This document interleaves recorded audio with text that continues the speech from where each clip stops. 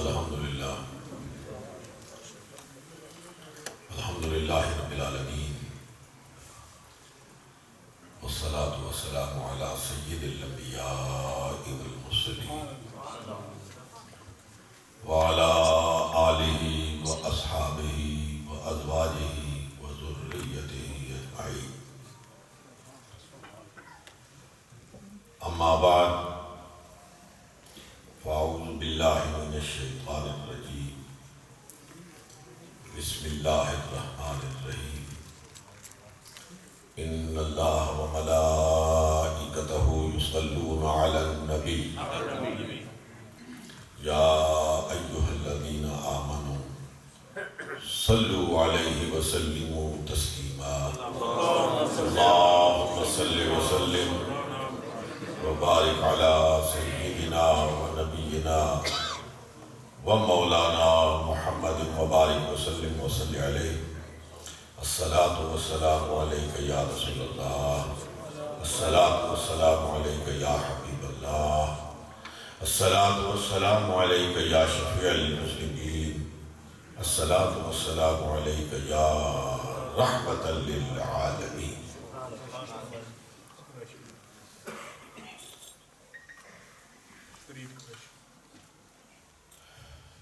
میں شکر گزار ہوں محترم واسی صاحب کا اور عزیز گرامی مرتبت زرین بھٹی صاحب کا کہ انہوں نے اپنی محبتوں سے نوازا سبحان اللہ سبحان اللہ، اور آج پہلی مرتبہ ہیرو کی اس جامع مسجد میں حاضری کا شرف حاصل ہوا۔ الحمدللہ الحمدللہ۔ ہر دو حضرات سے تھوڑا عرصہ پہلے تعارف ہوا، لیکن محبتوں کے سفر واہ واہ واہ واہ، وہ مہینوں اور سالوں پہ محیط نہیں ہوتے ہیں، سچ ہے سچ ہے، واہ واہ۔ ان کو ناپنے کے لیے کوئی ابھی اعلیٰ وجود میں ہی نہیں آیا ہے۔ سبحان اللہ، بے شک۔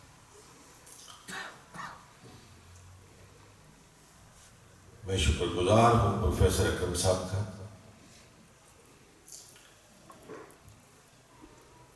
انہوں نے میری جوانی کی تعریف کی، واہ، مجھے ان کا بڑھاپا بہت اچھا لگا۔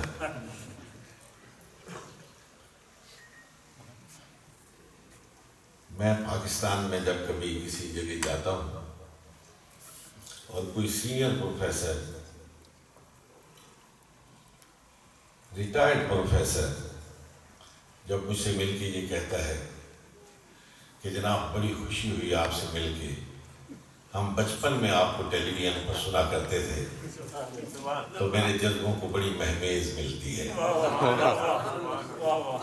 آپ نے بھی مجھے جوان کہہ کر خوش کر دیا ہے۔ پروفیسر صاحب کے ساتھ ایک بڑا دیرینہ تعلق ہے، ہم ایک عرصہ کولیگ رہے بین الاقوامی اسلامی یونیورسٹی میں۔ اللہ تعالیٰ ان کو درازی عمر سے سرفراز فرمائے اور دین حق کی مزید توفیق عطا فرمائے۔ آج میرے لیے بڑی ایک اور خوشی کی بات ہے کہ میرے دیرینہ دوست، بہت ہی محترم دوست، بہت ہی محترم دوست مولانا عبدالحق ہاشمی صاحب،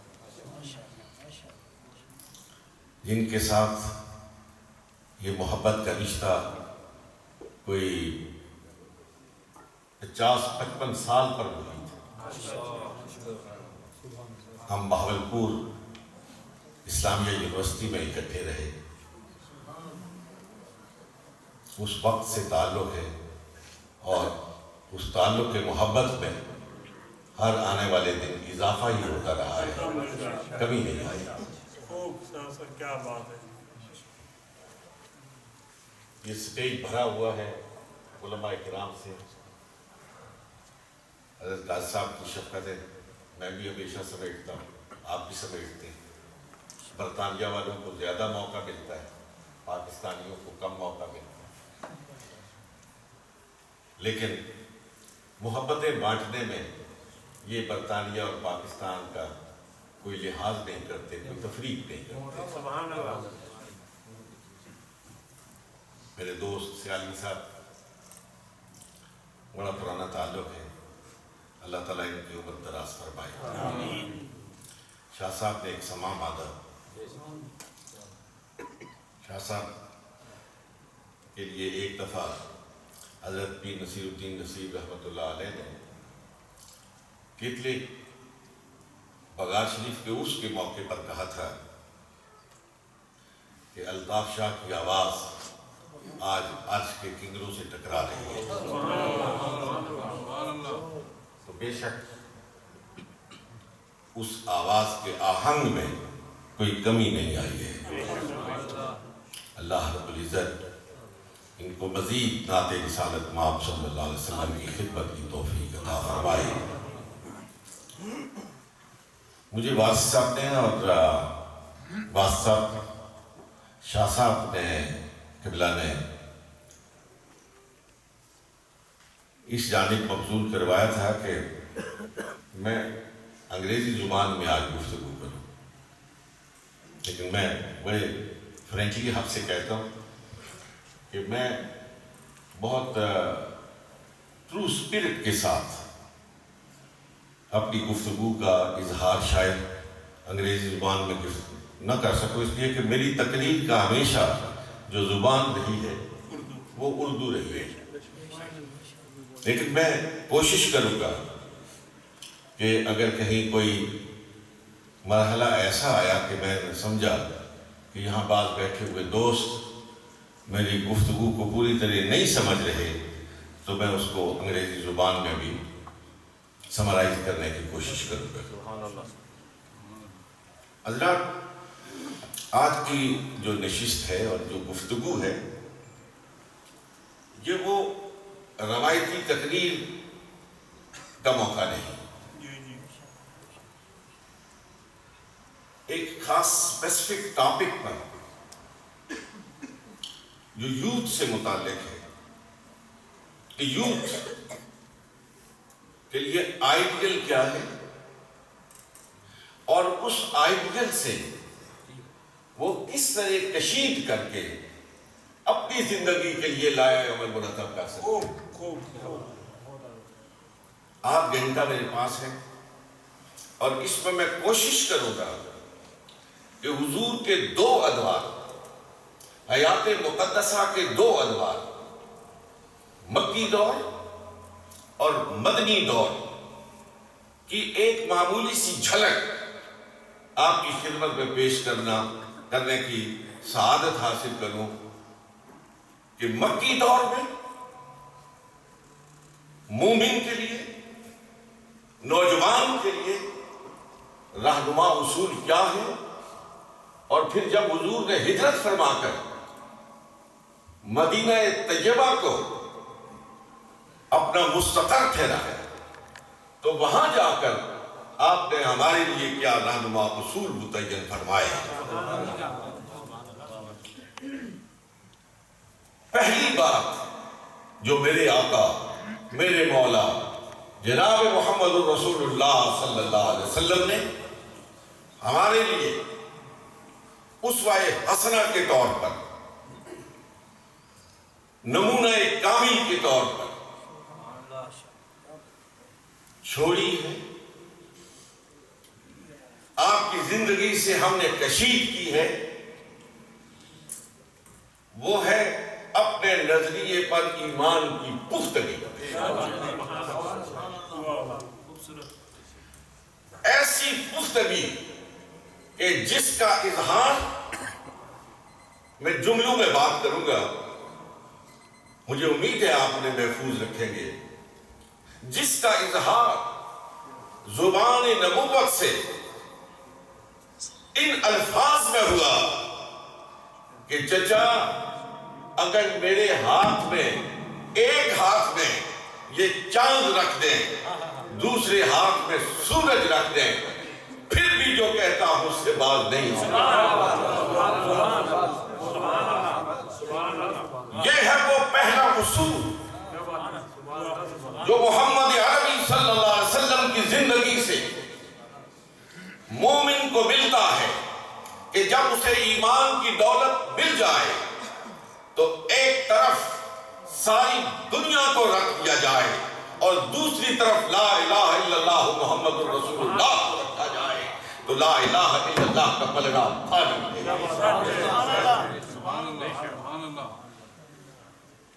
لیکن سرکار علیہ الصلوۃ والسلام کے اس اصول کے ساتھ جو سرکار علیہ الصلوۃ والسلام کا دور مکی ہے وہ ہماری توجہ اس جانب مبذول کرواتا ہے کہ جب لا الہ الا اللہ کہنے والا کہتا ہے تو پھر اسے مصائب و آلام کے پہاڑوں سے گزرنا پڑتا ہے۔ برطانیہ کی یونیورسٹیوں میں پڑھنے والوں اور اس دیار فرنگ میں بسنے والے مسلمانوں آپ کو بھی وہی حالات درپیش ہیں جو مکے کے مسلمانوں کو محمد عربی کی قیادت میں مکے میں درپیش تھے۔ وہ بھی کافرانہ ماحول تھا، یہ بھی کافرانہ ماحول ہے۔ آج اس ماحول میں زندگی گزارنے کے لیے اس کافرانہ ماحول کو اپنے سامنے رکھیں کہ اس میں میرے آقا، میرے مولا، حبیب کبریا جناب محمد مصطفیٰ علیہ تحیت و ثنا صلی اللہ علیہ وآلہ وسلم نے کس طرح وقت گزارا۔ آپ کے سامنے مسجد الحرام کا وہ منظر یقیناً ہوگا کہ بدبخت حضور علیہ الصلوۃ والسلام کی مبارک گردن میں چادر ڈال کر گھما رہا ہے، اس قدر گھماتا ہے، اس قدر گھماتا ہے۔ روایت میں آتا ہے کہ چہرہ والضحیٰ پر ما زاغ البصر وما طغیٰ کی آنکھیں ابھر کر سامنے آ جاتی ہیں۔ اور میں وہ روایت کا حصہ ضرور آپ کی خدمت میں پیش کروں گا۔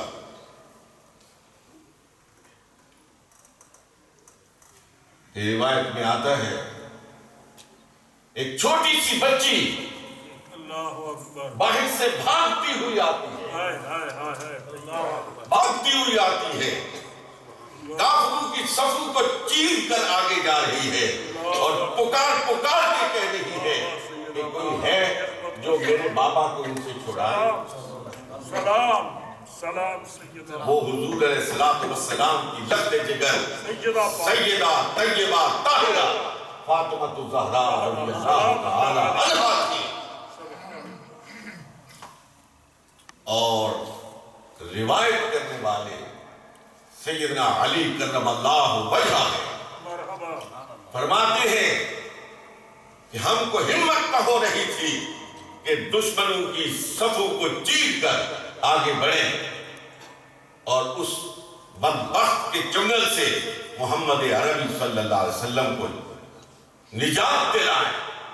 اتنے میں ہم نے دیکھا کہ وہ سفر کا ساتھی آ رہا ہے، وہ حضر کا ساتھی آ رہا ہے، وہ قبر کا ساتھی آ رہا ہے، وہ جس نے اردو ادب کو ایک نئی ضرب المثل عطا کر دی ہے، یار غار، یار غار، یہ اردو ادب کو ضرب المثل عطا کرنے والے حضرت سیدنا صدیق اکبر رضی اللہ تعالی فرماتے وہ تشریف لائے، کوہنیوں سے دشمن کی صفوں کو چیرتے ہوئے آگے بڑھتے ہیں۔ اب جو میں بات کہنا چاہتا ہوں وہ پلے باندھنے کے لائق ہے میرے عزیز بیٹوں، اور اگر یہاں میری بیٹیاں موجود ہیں تو ان سے بھی مخاطب ہوں۔ آگے بڑھے، اس کی چادر کو ہٹایا اور کہا اس شخص کے در پہ آزار ہو جو ہر در سے تمہارے سر کو جدا کر کے ایک خدا کے سامنے جھکانا چاہتا ہے، جو صرف ایک بات بات کہتا ہے، اور وہی بات میں اپنی گفتگو کے آغاز میں آپ کی خدمت میں عرض کرنا چاہتا ہوں کہ قولوا لا الہ الا اللہ تفلحوا، جو صرف اور صرف یہی بات کہتا ہے کہ کہو نہیں کوئی معبود، نہیں کوئی مسجود مگر اللہ، مگر اللہ، کیا ہوگا؟ یہ بھی ساتھ ارشاد فرما رہے ہیں، قیامت تک آنے والے مسلم نوجوان کو اپنا روشن مستقبل دکھا رہے ہیں کہ لا الہ الا اللہ کہنے والے مایوس نہ ہو، کامیابی اور کامرانی آگے بڑھ کر تمہارے قدم چومے۔ تو لا الہ الا اللہ کہے تو دنیا کے ہر دروازے سے اپنا سر اٹھا کر، اپنی جبین نیاز کو اٹھا کر ایک خدا کے سامنے جھکا دے، تو اس بے نیاز کا ہو جا، ساری دنیا تیری نیاز مند ہو جائے۔ یہ تھا وہ پہلا سبق جو مکی زندگی سے، محمد الرسول اللہ صلی اللہ علیہ وسلم کی سیرت طیبہ سے مجھے ملتا ہے، آج کے نوجوان کو ملتا ہے، آج کے مومن کو ملتا ہے کہ تمہیں تکلیف اٹھانی پڑے گی، تمہیں مصائب سے گزرنا پڑے گا، تمہیں تان اور تشریح کے تیر سہنے پڑیں گے، تمہیں خاکوں کو برداشت کرنا ہوگا، تمہیں بھاری برکم لکھی جانے والی کتابوں کو نظر انداز کر کے پورے آہنگ کے ساتھ کہنا ہوگا کہ قولوا لا الہ الا اللہ تفلحوا، کہو لا الہ الا اللہ، کامیاب اور کامران ہو جاؤ۔ سبحان اللہ، سبحان اللہ، مجھے وہ طائف کا بازار نظر آ رہا ہے۔ اللہ اکبر، اللہ، میرے عزیزوں، میرے نوجوان بیٹوں، میری بیٹیوں، آپ کو یہاں اپنی کلاس روم میں میں جملہ مندرجہ کہنا چاہتا ہوں۔ جنگیں میدان جنگ میں نہیں لڑی جاتی ہیں، جنگیں میدان جنگ میں نہیں لڑی جاتی ہیں، جنگیں کلاس روم میں لڑی جاتی ہیں۔ جو جنگ کلاس روم میں جیت لی جائے وہ میدان جنگ میں قوم کبھی ہارتی نہیں ہے، اور جو قوم میدان جنگ میں جیت بھی جائے اور کلاس روم میں ہار جائے، شکست اس کا مقدر ہوا کرتی ہے۔ آپ نے اس جنگ کو توپ اور تفنگ سے نہیں جیتنا، آپ نے اسلام کا اعلان توپ اور تفنگ سے نہیں کرنا، آپ نے اس کا اعلان اور اس کی تبلیغ اور اس کی اشاعت محمد الرسول اللہ کے اخلاق کے ساتھ کرنی ہے۔ آپ نے گردنوں کو فتح نہیں کرنا ہے، آپ نے اپنے مخاطبین کے دلوں کو فتح کرنا ہے۔ میرے آقا، میرے مولا جناب محمد الرسول اللہ صلی اللہ علیہ وسلم جب طائف کے بازار میں پتھر کھا رہے ہیں، پھر ایک بات کہتا ہوں، فرشتہ، پہاڑیوں کا فرشتہ، ملک الجوان آپ کی خدمت میں حاضر ہوتا ہے۔ یا رسول اللہ صلی اللہ علیہ وسلم، آپ حکم دیجئے طائف کے پہاڑوں کو آپس میں ملا دو، ان کو پیس کر رکھ دیا جائے۔ لیکن معلوم ہے دوستو، میرے عزیز بچوں، آپ کے آقا نے، میرے آقا نے، رحمت عالم صلی اللہ علیہ وسلم نے کیا جواب دیا؟ کہا نہیں، تم ان کو دیکھ رہے ہو، تم ان کو دیکھ رہے ہو، میں ان کی نسلوں کو دیکھ رہا ہوں۔ تم انہیں یہاں پتھر مارتا ہوا دیکھ رہے ہو، اور میں دجلہ اور فرات کے کنارے پر مسلمانوں کو وضو کرتے ہوئے دیکھ رہا ہوں۔ اللہم اہد قومی فإنہم لا یعلمون، اے اللہ اس قوم کو ہدایت دے دے، یہ تو جانتی نہیں محمد عربی کیا ہے، یہ اس ذات کو پہچانتی ہی نہیں، اس رحمت عالم کے سایہ عاطفت سے واقف ہی نہیں جس پہ پتھر برسا رہی ہے۔ میرے انتہائی قابل احترام نوجوانوں، میں یہ اس لیے کہہ رہا ہوں کہ آج کے دور میں آج کے نوجوان کو اسی مارکا آرائی کا سامنا ہے۔ پتھر بھی مارے جا رہے، خاکے بھی بنائے جا رہے، بم بھی برسائے جا رہے، سب کچھ ہو رہا ہے، کارپیٹ بمنگ ہو رہی ہے۔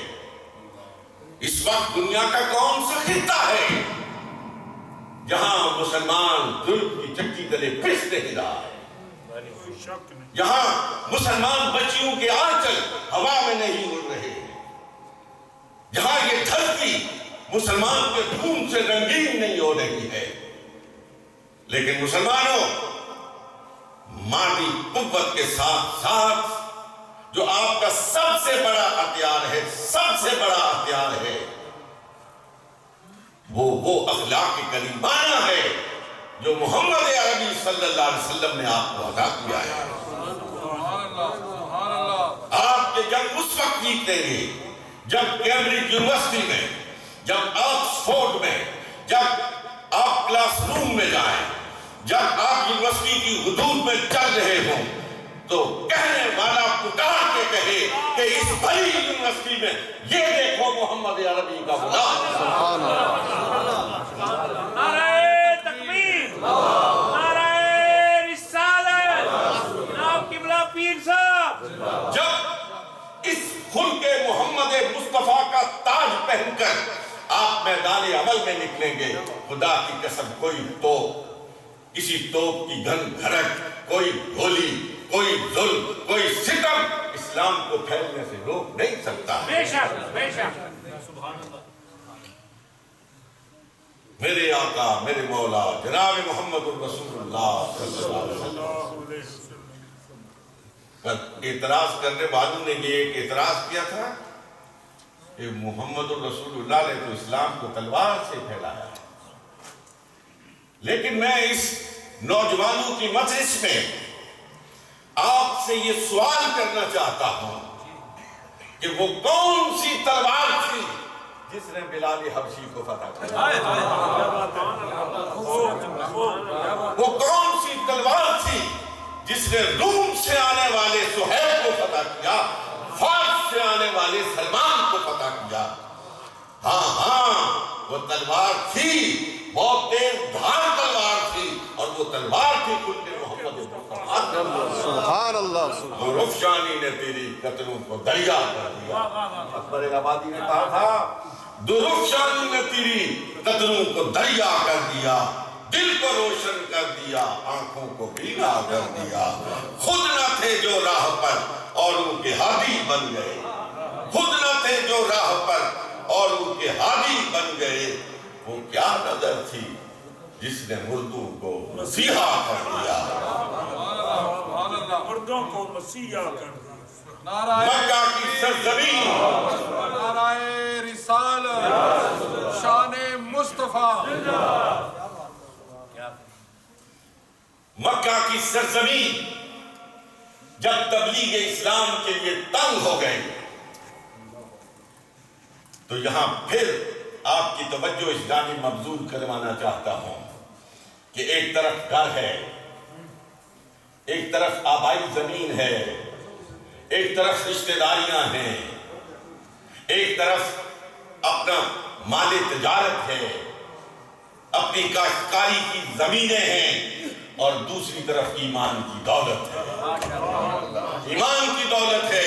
لیکن محمد عربی صلی اللہ علیہ وسلم کی بارگاہ سے تربیت حاصل کرنے والوں نے زمین کو چھوڑ دیا، مال کو چھوڑ دیا، رشتوں کو چھوڑ دیا، اپنی جنم بھومی کو چھوڑ دیا، محمد عربی کے قدموں پہ قربان ہو گئے۔ یہ نہیں کہ انہیں اپنے وطن سے محبت نہیں تھی. مرحبا مرحبا. جس کو وطن سے محبت نہ ہو وہ نارمل انسان ہی نہیں ہوتا ہے. جسے اپنی جائے ولادت سے محبت نہ ہو اسے اپنا علاج کروانا چاہیے. لیکن جب وطن کی محبت، جنم بھومی کی محبت حائل ہو جائے اس کے رسول صلی اللہ علیہ وسلم میں، تو پھر عاشق اس محبت کو قربان. خود سرکار دو جہاں حضرت محمد رسول اللہ صلی اللہ علیہ وسلم رات کی تاریکی میں بھوک کا عالم ہے، اور پیغمبر خدا جس کے لیے رب کہتا ہے میں نے کائنات کو سجایا ہے، وہ مکہ کو چھوڑ رہا ہے اور مکے سے باہر کھڑے ہو کر مکے کی طرف دیکھ کے کہتا ہے او مکے مجھے تو دنیا کے سارے شہروں سے زیادہ عزیز ہے، بڑا ہی پیارا، لیکن یہاں کے رہنے والے مجھے یہاں رہنے نہیں دیتے. اللہ کے لیے، اسلام کی تبلیغ کے لیے، اشاعت کے لیے، اسلام کی وسعت کے لیے، اس کے دائرے کو وسیع کرنے کے لیے محمد عربی نے اس مقام کو چھوڑا جہاں آپ کی ولادت ہوئی تھی، اس مقام کو چھوڑا جہاں کعبۃ اللہ تھا، اس مقام کو چھوڑا جہاں حجر اسود تھا، جہاں صفا اور مروہ تھی، جہاں نبیوں کے قدموں کے نشانات تھے، سب کو چھوڑ دیا. کس لیے؟ اشاعت اسلام کے لیے. اشاعت اسلام کے لیے. سرکار کی زندگی سے نوجوانوں جو دوسرا سب سے بڑا اہم نکتہ کشی کیا جاتا ہے وہ یہی ہے کہ جب ایک طرف ایمان اور دوسری طرف مادیت آ جائے تو مادیت کو اس روحانیت پر غالب نہیں آنا چاہیے، روحانیت کو مادیت پر غالب آ جانا چاہیے. سرکار علیہ السلام مکہ کے ان جان گسل حالات سے نبردہما ہونے کے بعد میں تیزی سے آگے چلتا ہوں. جب مدینہ طیبہ پہنچ جاتے ہیں تو پھر زندگی کا ایک نیا دور شروع ہو جاتا ہے. وہاں مغلوب تھے، یہاں غالب ہیں. وہاں مغلوب تھے، یہاں غالب ہیں. وہاں اب یہ بات میری بڑی وضاحت طلب ہے لیکن آپ سمجھنے کی کوشش کیجئے گا کہ مکہ ہے جس میں سرکار علیہ السلام کہہ رہے ہیں قُلْ يَا أَيُّهَا الْكَافِرُونَ لَا أَعْبُدُ مَا تَعْبُدُونَ وَلَا أَنْتُمْ عَابِدُونَ مَا أَعْبُدُ وَلَا أَنَا عَابِدٌ مَا عَبَدتُّمْ وَلَا أَنْتُمْ عَابِدُونَ مَا أَعْبُدُ لَكُمْ دِينُكُمْ وَلِيَ دِينِ. کافرو تمہارا دین تمہارا دین، میرا دین میرا دین. تم میرے دین پہ نہیں چل سکتے، میں تمہارے دین پہ نہیں چل سکتا. نہ تم میرے دین پہ پیبند لگا سکتے ہو نہ میں تمہارے دین پہ پیبند لگا سکتا ہوں. لکم دینکم ولی دین. تمہارا رستہ اپنا ہے، میرا رستہ اپنا ہے. یہ مکہ ہے. مدینہ طیبہ پہنچتے ہیں. نوجوانوں خاص نکتہ آپ کی نظر کرنا چاہتا ہوں اور ہم محمد عربی صلی اللہ علیہ وسلم پورے آہنگ کے ساتھ کہتے ہیں. یہودیوں سے خطاب ہے، نصرانیوں سے خطاب ہے، مکے میں بسنے والی ہر اہل کتاب میں سے ہر قوم کو یہ خطاب ہے. قُلْ يَا أَهْلَ الْكِتَابِ تَعَالَوْا إِلَىٰ كَلِمَةٍ سَوَاءٍ بَيْنَنَا وَبَيْنَكُمْ أَلَّا نَعْبُدَ إِلَّا اللَّهَ وَلَا نُشْرِكَ بِهِ شَيْئًا. سب کو کہتے ہیں آؤ مل کے بات کرتے ہیں، بیٹھ کے بات کرتے ہیں، بیٹھ کے بات کرتے ہیں. تعالوا الى کلمۃ. اور سنو یہودیوں اور سنو نصرانیوں، ہم میں ایک کلمہ مشترک تو ہے نا، لا الہ الا اللہ. تم بھی خدا کو مانتے ہو، میں بھی خدا کو مانتا ہوں، تمہاری قوم بھی خدا کو مانتی ہے، میری امت بھی خدا کو مانتی ہے. آؤ اس کلمہ واحدہ پر متحد ہو جاتے ہیں. حضرات محترم، یہ وہ سبق ہے مدنی زندگی کا نوجوانوں جو دیار فرنگ میں بسنے والے مسلمانوں کے لیے بہت بڑا سبق ہے. کہ جس سرزمین پر تم رہتے ہو دست و گریبان ہونے کی ضرورت دست و گریبان ہونے کی ضرورت نہیں، خون کا پیاسا بننے کی ضرورت نہیں. تم کہو پورے آہنگ کے ساتھ کہو کہ آؤ اس نقطۂ واحدہ پر اکٹھے ہو جاتے ہیں. تم ہمارے دین کا احترام کرو، ہم تمہارے دین کے بارے میں کچھ نہیں کہیں گے. آؤ امن قائم کرتے ہیں، آؤ سلامتی کے ساتھ ہم اپنی صبح اور شامیں گزارتے ہیں. یہ وہ پیغام تھا جس کو سن کر، جس کو پڑھ کر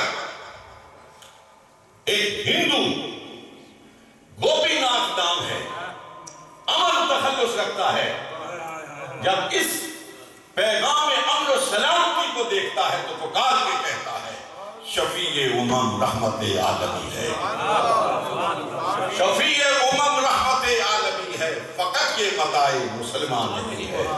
نظام کہن کو کیا پارا پارا، تیری ذات والا نمو آفری ہے. یہ لڑتے قبائل کو کس نے بتایا؟ یہ لڑتے قبائل کو کس نے بتایا؟ محبت نہیں ہے تو کچھ بھی نہیں ہے. جہاں سے صدا یوں پھیلا جہاں میں، جہاں سے صدا نور پھیلا جہاں میں، میرے ایشیا کی عجب سلطنت ہے. اور مسلمانوں جھوم جاؤ اور اپنے نبی علیہ السلام کے قدوم محنت نظوم کو تصور میں چوم لو کہ ہندو قدم مصطفیٰ کو چوم کر کہتا ہے دلے میں کدے کی رہے خیر ساکی، دلے میں کدے کی رہے خیر ساکی. یہ کاسا ہے میرا، یہ میری جبی ہے. وہ اخلاق جو محمد عربی صلی اللہ علیہ وسلم نے مجھے دیا، آپ کو دیا، اور جس کو دیکھ کر ہندو آپ کے قدموں پر قربان ہوتا ہوا نظر آتا ہے.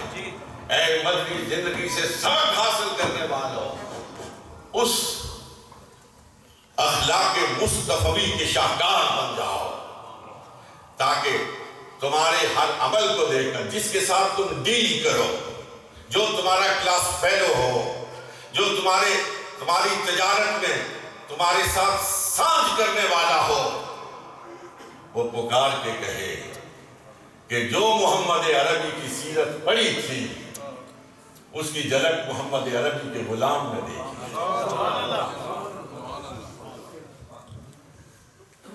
کبھی کبھی پیچھے ہٹ کر بھی بات کرنا یہ محمد عربی کی سنت ہے. صلح حدیبیہ ہے، صحابہ سب پریشان ہیں جب حضور علیہ السلام نے معاہدہ فرما لیا ہے، واپس جانے کا ارادہ کر دیا ہے.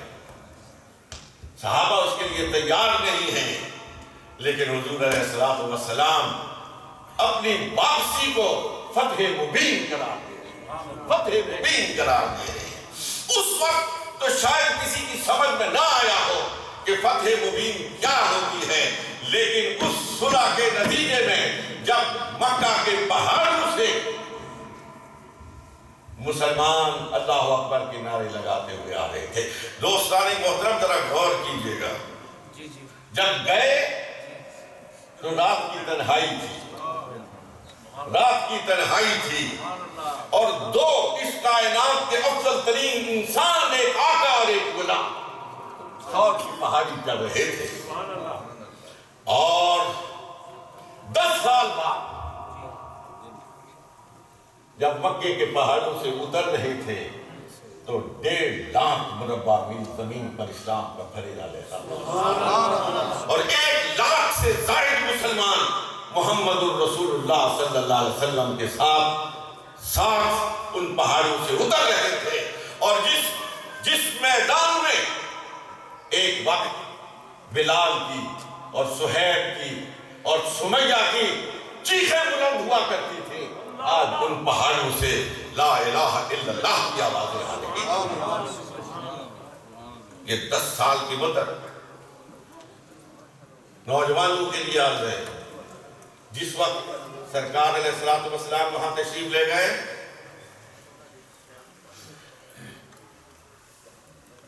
تو پہلی مردم شماری کرائی گئی، پہلی مردم شماری 600 کے لگ بھگ مسلمان مرد اور عورتیں اور بچے سبھی ملا کر 600 کے لگ بھگ پہلی مردم شماری 600. اور یہ کہنے والے ذرا سوچیں تو صحیح، ذرا کشمیر کو سامنے رکھیں،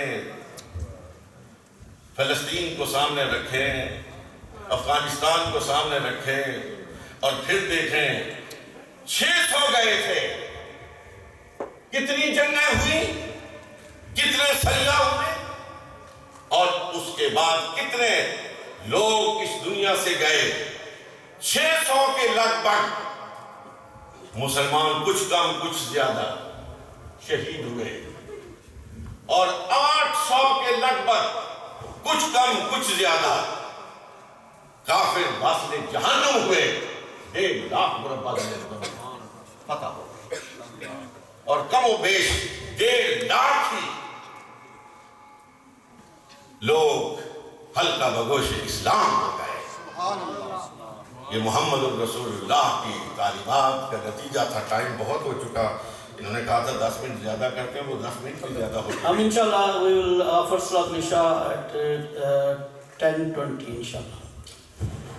میرے انتہائی قابل احترام نوجوان بیٹوں اور بیٹیوں، آؤ اس مجلس سے عہد کر کے اٹھیں کہ ہم اپنی زندگیوں کو محمد عربی صلی اللہ علیہ وسلم کے اسوہ حسنہ کے مطابق ڈالیں. اقبال نے آپ کو خطاب کیا تھا، قیامت تک آنے والی نسل نو کو خطاب کیا تھا کہ کبھی ہے نوجوان مسلم تدبر بھی کیا تو نے، کبھی ہے نوجوان مسلم تدبر بھی کیا تو نے، وہ کیا گردوں تھا تو جس کا ہے ایک ٹوٹا ہوا تارا. تجھے اس قوم نے پالا ہے آغوش محبت میں، کچل ڈالا تھا جس میں پاؤں میں تاجے سرے دارا. تجھے آبا سے اپنے کوئی نسبت ہو نہیں سکتی، تجھے آبا سے اپنے کوئی نسبت ہو نہیں سکتی. تو گفتار وہ کردار، تو ثابت وہ سیارہ. لیکن اقبال پلٹ کے کہتا ٹھیک ہے حالات دیگرگو ہو چکے، بہت دیگرگو ہیں، پریشان کن ہیں. اقبال کہتا ہے دیگرگو ہے جہاں تاروں کی گردش تیز ہے ساقی، دلے ہر ذرہ میں غوغائے رستہ خیز ہے ساقی، مدائے دین و دانش جٹ گئی اللہ بابوں کی. یہ کس کافر ادا کا رمضہ خون ریز ہے ساقی. لیکن کہتا ہے نہیں ہے نا امید اقبال اپنی کشت ویرا سے، نہیں ہے نا امید اقبال اپنی کشت ویرا سے. ذرا نم ہو تو یہ مرتی بڑی رہے ہے ساقی. آج بھی مسلم امہ کا نوجوان، مسلم امہ کا درخشاں مستقبل ہے. کافر، میں ایک بات آخر میں آپ کی خدمت میں عرض کرنا چاہتا ہوں، پورے یقین کے ساتھ، پورے اعتماد کے ساتھ، پوری جمعیت خاطر کے ساتھ کہنا چاہتا ہوں کہ کافر لاکھ کہیں، لاکھ سوچے، قرآن کہتا ہے کافر چاہیں نہ چاہیں، فاسق چاہیں نہ چاہیں، یہ دین غالب آ کے رہے گا. ہمارا ایمان ہے کہ ایک روز محمد عربی کا ڈنکا پوری کائنات میں بجے گا، بجے گا، بجے گا. میں دیار فرنگ میں بیٹھا ہوں. یہ وہ ملک ہے جہاں سے تبلیغی جماعتیں، مشنریز تیار ہو کر پوری دنیا میں عیسائیت کی تبلیغ کے لیے جایا کرتے تھے. لیکن آج دیکھ لو، اسی دیار فرنگ میں ہیرو کی یہ مسجد دیکھو، برمنگھم کی گنگولیا مسجد دیکھو، برطانیہ کے مختلف شہروں سے اور ان شہروں میں بنائی گئی مساجد کے بلند و بالا میناروں سے اشہد ان محمد رسول اللہ کی صدا سنو اور ایمان لے آؤ اس بات پر کہ میرے رب نے کہا تھا ورفعنا ذکرک، میرے محبوب ہم نے تیرے سر اقدس پر رفعنا لک ذکرک کا تاج پہنا دیا ہے۔ وآخر دعوانا الحمدللہ رب العالمین۔ ماشاءاللہ ماشاءاللہ۔